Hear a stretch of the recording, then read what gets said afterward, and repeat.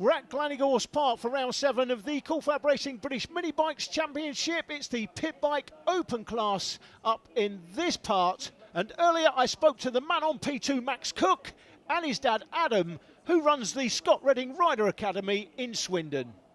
Max, you won the British Standard Moto3 Championship at BSB this year. You also won your place in the British Talent Cup. So you've had a huge season, big year for you. Just talk us through your season overall.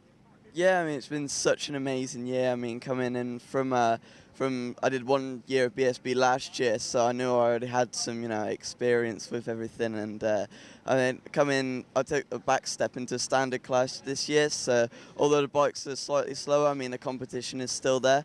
So I was, doing, faster lap times than what I've been doing all year this year. Pretty much every round improving, getting to learn with the bike and everything. And then I just, made big progress and was able to win most races, and then wrapped it up 2 rounds early, which I'm just so amazed about.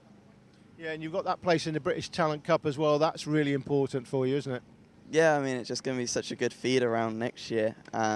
Just going to be so good to be in with like it's a Dorna and that. I mean, it's just so good to be a part of. Okay, well, let's have a quick chat with Adam, your dad. I want to talk a little bit about your relationship with the Scott Redding Academy at Swindon. Now, obviously, we've got viewers around the world. This championship is massive in the United States, hundreds of thousands of people watching it there. But for those people here that are looking at this thinking, well, how do I get my kids involved? Obviously, you've got the Swindon Academy. We're trying to set up academies, I think, around the country. I think that's the plan. But at the moment, where you are, you're based at the Scott Redding Academy at the Swindon Karting Arena there. Just tell us, if people want to get involved in the sport, what's the process? Yeah, so the Scott Redding Academy's been around for about 5 years now, and the idea is that the academy was created so that it's the first step on the ladder to get your child to, the racetrack. So we take kids that are essentially complete newbies. So as long as they can ride a push bike, then we can take over from that. And the idea is that we take them into a safe environment. We teach them how to use throttle control. We teach them braking. We teach them riding techniques and things like that, so that when they come to a track and they start racing, they sort of hit the ground running. So again, it's just something that we can give them that confidence in an indoor environment where there's no weather conditions to worry about and things like that. And it's designed to build their confidence and then get them onto a racetrack here. And we can see that it's working. In the last 5 years, the actual grid sizes have increased a lot, and a lot of those kids are actually from the academy. And also, when you talk about the British Talent Cup, you had 90 kids that were at that selection event at Silverstone a month ago, and actually over 20 of those started off at the academy. So it's something really proud to, something we're really proud of and to be a part of, because it's doing exactly what it's supposed to be doing. And how often do you run events there? Every 2 weeks. So what we do is we run every 2 weeks, and it's first thing in the morning, 8 o'clock until 10, 11 o'clock. And again, it's we get there early, about 7:30, so that it gives you enough time to set up and sign on and get changed, and then it's on track for 8 o'clock. We run it like a track day, so you've got different groups for different abilities, which is a novice group, which is sort of kids just wobbling around and learning, and then you've got more experienced riders as well in the experienced group that have been going for a little while. They're faster, but we also teach them things like race starts as well, so they get a race at the end of the day, but we also teach them some lines, braking techniques, all that sort of stuff. And what do they need to come with them? Do they need a race suit, boots, gloves, helmet, or can you provide all that? We actually provide everything. So all they need to do is come with being able to ride a push bike. That's the number one criteria, and they've got some decent footwear. We supply the bikes, we supply all the gear, from the helmets to the protective clothing, and also we provide them with gloves too. So everything is included in the price, but it's heavily subsidised to actually get the kids into racing. So it's £30 for the morning, whereas you'd normally pay something around the region of like £10 to £15 an hour. So it is heavily subsidised to give kids the experience to see if they like it or not, but also for the parents as well to see if they like it or not. If you're in the Swindon area, get in touch with Adam Cook on the number listed there and have a chat about getting involved in the championship. Pitbike Open race is up next. Max Cook on the front row. Here's the race commentary with Alex Raby. unassailable lead by the looks of things for Max Cook out in front in the series standings. A closer group further back in the top 10 though, from 4th to 10th. They're all separated by just 27 points, and since the rider in 3rd in the championship isn't here this weekend, things should close up further as we get underway with race 1 in the Pitbike Open category. Charlie Nesbitt and Max Cook leading us away on the front row of the grid. In fact, the top 3 have broken clear very swiftly in this one. Will Howarth staying with the top 2 as he sits in 3rd place, coming in our direction once again as they come through the infield section and then winding their way back to the outer loop of the circuit and towards our turn 1 commentary position. Well, we've got a change for 2nd position. Will Howarth has come through there for P2. So Howarth up into 2nd place. The top 2 have fragmented away. Then there's a bit of a gap to 3rd and 4th positions, and a train of riders further down the order snaking their way through. It's Max Cook who leads then, ahead of Will Howarth, who, as I said, made up a position there. Andrew Giles in P3. Brandon Payne in 4th position, as Charlie Nesbitt had a mechanical problem over the far side of the circuit on towards Devil's Elbow. He's paddling his way back towards the paddock, and now doing a little bit of grass tracking as well, and that looks like it could be terminal for the pole sitters race. So curse of the commentator there, because I said he was unbeaten in the 9 races he's taken part in this season, and promptly the machine lets him down. It's game over in race number 1 of this Pitbike Open category. The race continuing, of course, under yellow flags in that penultimate marshal post just for the recovering rider, who now seems to be off to the side of the circuit.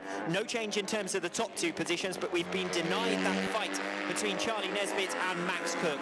It's Cook who leads the way, a new fastest lap of the race, as you'd expect on lap number 2 of 49.2, and something to the tune of 0.4 of a second faster than Will Howarth, who sits in 2nd place. The closer fight now is over 3rd position between Andrew Giles and Brandon Payne, and Payne is closing in as they come around the spoon and onto the infield section. Payne already looking for a way through. Giles has blocked that manoeuvre for now. Both of them running very similar lap times on lap number 2. Payne trying to find a way through. Giles has got the move covered for the moment as they work their way back onto the outer loop once again. No change out in front. Max Cook leading the way, 0.7 of a second up on Will Howarth in 2nd position. A new fastest up of the race once again from Max Cook of 48.9. Howarth still in 2nd place, but now 2 seconds back. Andrew Giles, half a second clear of Brandon Payne.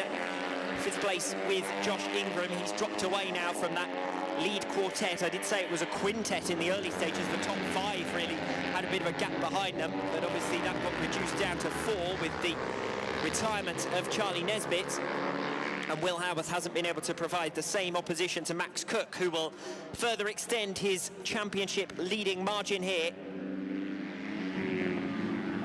All largely academic, with 75 points on offer in each of the 2 remaining rounds, of course, and that gap already at 152 points. So Max Cook will be the champion in the Pitbike Open category, but he's going to add another race win to an already successful season as he leads the way here up in the opening round of the season at Clandau. It's been at least 60 points scored in every round of the season, so a regular top 3 finisher. Max Cook who leads the way here, 3 seconds up on Will Howarth in 2nd. Still Andrew Giles in 3rd. Brandon Payne setting a new personal best on that previous lap, but hasn't really been able to do much about finding a way past Andrew Giles, even if he has oscillated and tried to find a way through down the inside. Further back it's spicing up for 6th position as well. Callum Wybrow ahead of Jack Qualters, and Craig Walker has joined in their battle as well. So a 3-way fight for P6 as they reach their way around the carousel. We've got an attempted position change. Jack Qualters thinking about a move, can't quite make it stick. So no change for that position for now.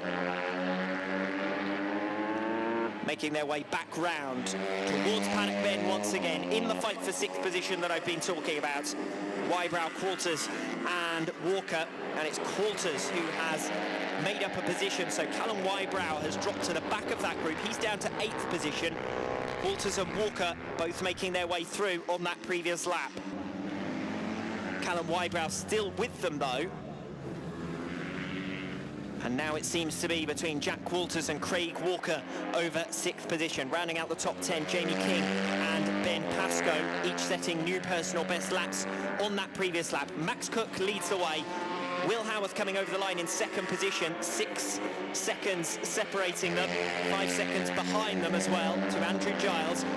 New personal best there from Brandon Payne, but the gap is up to over a second now between 3rd and 4th positions. No change in the fight for 6th and 7th. Still Jack Walters ahead of Craig Walker, and the pair of them have started to drop Callum Wybrow. Jamie King is closing on both of them. We'll see if Jamie King might be able to get in amongst the action here and try and make further positions. Up in 9th position at the moment, ahead of Ben Pascoe, who rounds out the top 10. We've lost a couple of the anticipated runners, of course. We were due to start with 13, and having lost Charlie Nesbitt in the early stages. Gap now between the top 2 is 8 seconds, so we were anticipating a duel between Charlie Nesbitt and Max Cook, and that hasn't quite panned out. They were separated by half a second in qualifying. So we were in for a fairly close duel, but Nesbitt's retirement has seen to that. Max Cook well and truly dominant in race number 1 here. 5 laps still remaining. Howarth in 2nd, Andrew Giles in 3rd. That's the closest battle, I suppose. 3rd and 4th positions. Brandon Payne again eating ever so slightly into that gap, but less than a 10th of a second gained. He sits in P4. Josh Ingram in 5th place. Jack Walters, Craig Walker, Callum Wybrow, Jamie King, all setting new personal best laps last time around. And I suspect it won't be too long before Jamie King finds a way to get the better of Callum Wybrow. That's the battle for 8th position. They're making their way through the carousel here. Jamie King closing quite significantly. Will already be looking for a way through. Gets good exit and into Devil's Elbow. Trying to find a way through for 8th position here. Wybrow then ahead of King. Jack Walters in 6th position, dropping Craig Walker in 7th. 8th and 9th still closely packed together. Jamie King a little bit slower on that lap than he had been on the lap prior. Wonder whether he just got a little bit tucked up behind the other runner who had been running a second a lap slower than him. King still in 9th position then, ahead of Ben Pascoe in 10th. Max Cook with 3 laps remaining. Quite a disparity now between the leader and the riders at the back of the field. And in fact, Max Cook probably will catch up and start to make it into the lapped runners effectively by the time he gets to them. Not too far away now from the tail end of this train, which is 10th position and Ben Pascoe. Jamie King, the challenge seems to have faltered against Callum Wybrow, who set a new personal best lap on lap number 8. He's now coming round to complete lap 9 and still ahead of Jamie King in 9th position. Now the gap is up to a second, so 8th and 9th seemingly settling down. Max Cook coming in with 2 laps remaining to complete his 10th lap up to the far end of the circuit to lap Ben Pascoe, who sits in 10th place on track. Max Cook, Will Howarth, 10 seconds between the top 2. Andrew Giles, 5 seconds further back. Extinguished the early challenge of Brandon Payne, who's still in 4th, as Cook puts a lap on Ben Pascoe at the back of the field. Still less than a second between Callum Wybrow and Jamie King over 8th position. But King has been able to make no further inroads despite closing on to the tail of him at a second a lap. Once he got to him, he was unable to find a way through. Personal best from Josh Ingram and Jack Walters in 5th and 6th positions. Their pace gradually improving as the race goes on, but since Ingram got the better of Walters, there's been no real response there. And Walker, having got the better of Callum Wybrow, has dropped him as well. So the positions look largely settled now as they come into the closing stages in race 1 in the Pitbike Open category. Ben Pascoe, as I said, a lap down, so he won't do the full race distance of 12 laps. Max Cook certainly will. The race leader wending his way back around to the completion of this race with a gap of over 11 seconds. He's been a second a lap faster than Will Howarth. He's even been able to afford to back off the pace in the closing laps. and won't make the effort to lap any more of the runners by the looks of it. In fact, if anything, he's dropped back slightly on that previous lap to allow the others to continue their respective battles. Max Cook then takes the checkered flag. The champion in the Pitbike Open category for 2017, race winner yet again. Will Howarth will be second over the line. Third then, a very impressive third place for Andrew Giles. Giles, having started all the way back down in 12th position, comes through to take a top 3 place after the retirement of Charlie Nesbitt. Brandon Payne challenged for that third place on the opening few laps, but once he couldn't find a way through, Giles built up his pace and started to open a gap. Josh Ingram takes 5th position. It'll then be Jack Quarters and Craig Walker, as well as Callum Wybrow next over the line. Jamie King and Ben Pascoe, a lap down, have already rounded out the finishers.